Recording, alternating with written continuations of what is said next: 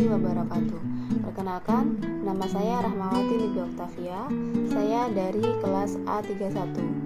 Video saya kali ini saya buat untuk memenuhi tugas dari mata kuliah praktek ibadah, di mana di sini saya harus membaca surat-surat yang ada di dalam Al-Quran mengenai puasa dan zakat. Nah, untuk yang pertama yaitu mengenai puasa. Nah, puasa itu apa ya?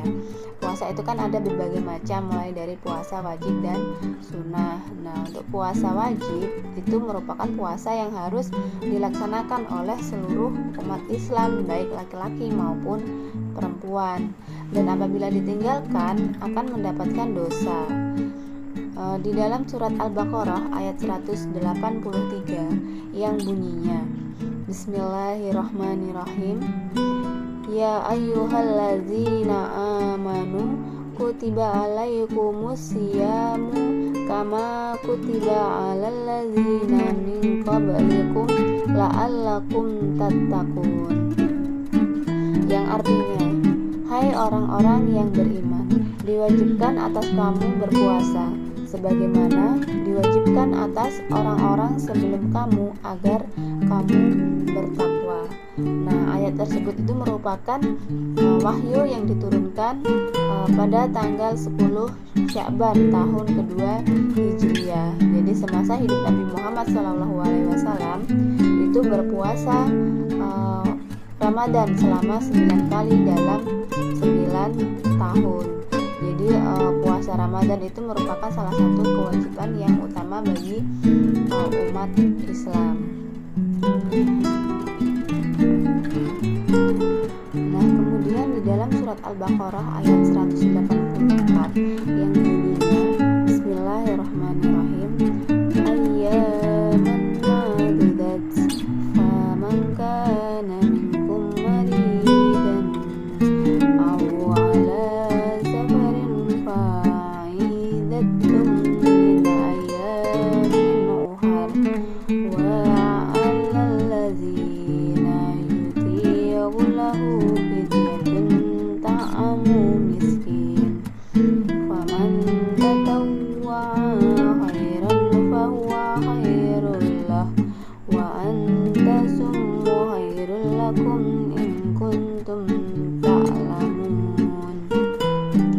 Yang artinya yaitu beberapa hari tertentu, maka barang siapa di antara kamu sakit atau dalam perjalanan lalu tidak berpuasa, maka wajib mengganti sebanyak hari yang dia tidak berpuasa itu.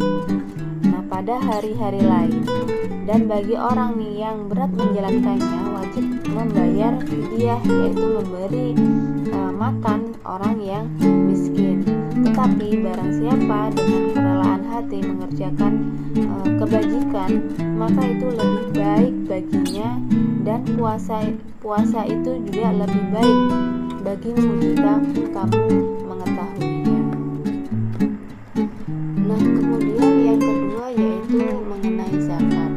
Ya, jadi harta itu merupakan rezeki sekaligus titipan dari Allah Subhanahu wa taala yang harus kita pergunakan dengan sebaik-baiknya sesuai dengan syariatnya. Jadi harta itu menjadi salah satu hal yang dipertanggungjawabkan di hari kiamat nanti. Jadi di dalam harta itu terdapat bagian untuk orang lain, ya. Jadi umat Islam itu disyariatkan untuk berzakat. Nah, zakat itu sendiri merupakan sebuah ibadah untuk mendekatkan diri kepada Allah Subhanahu wa taala dan sebagai bentuk kepedulian kita kepada orang-orang yang kurang mampu. Nah, ketika harta kita dizakatkan dengan mengharap ridha Allah, maka pahala dan keberkahan hidup akan diperoleh dari Allah Subhanahu wa taala. Jadi zakat itu mengajarkan kita untuk memperhatikan hubungan kita dengan Allah Subhanahu wa taala dan manusia. Nah, di dalam surat An-Nisa ayat 77 yang berbunyi, Bismillahirrahmanirrahim. Alam tara ilal ladzina qila lahum kufu ayyakum wa aqimus sholata wa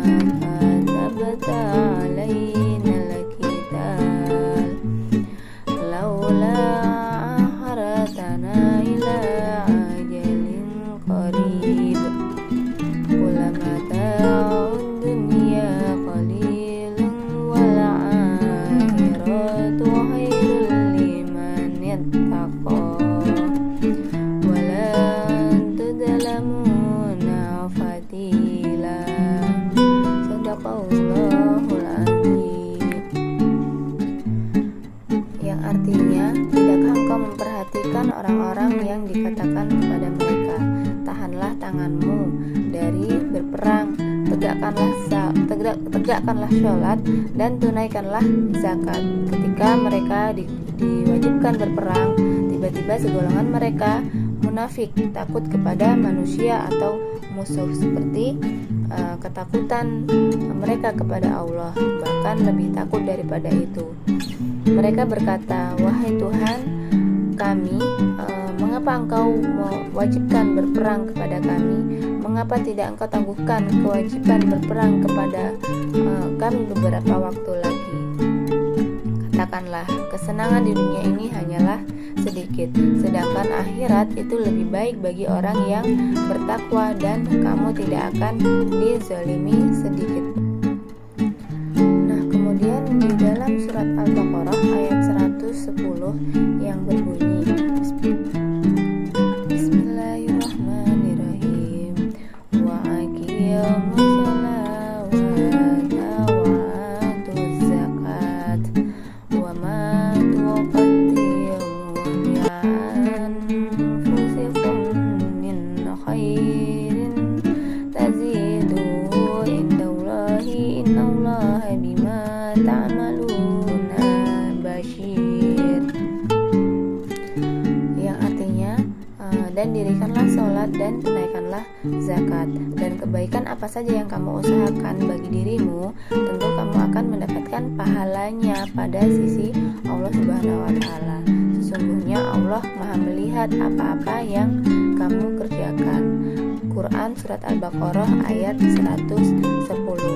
Nah, di dalam surat Al-Baqarah ayat 110 tersebut, di situ kita bisa mengetahui hukum dari zakat. Nah, kemudian ada juga yang namanya mustahik zakat atau orang-orang yang berhak menerima zakat. Ya, dalam firman Allah Subhanahu wa Ta'ala di dalam surat At-Taubah ayat 60 yang bunyinya, Bismillahirrahmanirrahim, innamas shadaqatu lil fuqara'i wal masakini wal 'amilina 'alaiha wal mu'allafati qulubuhum wa fir riqabi wal gharimina wa fi sabilillahi wa bani sabil fariyadatan minallahi wallahu alimum hakim.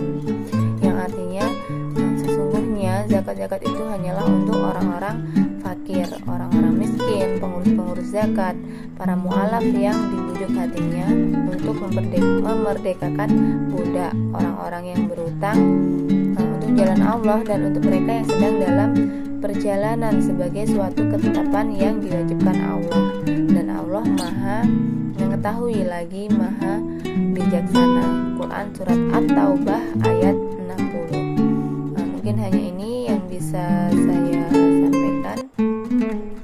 Saya akhiri, mohon maaf yang sebesar-besarnya. Saya akhiri, wassalamualaikum warahmatullahi wabarakatuh.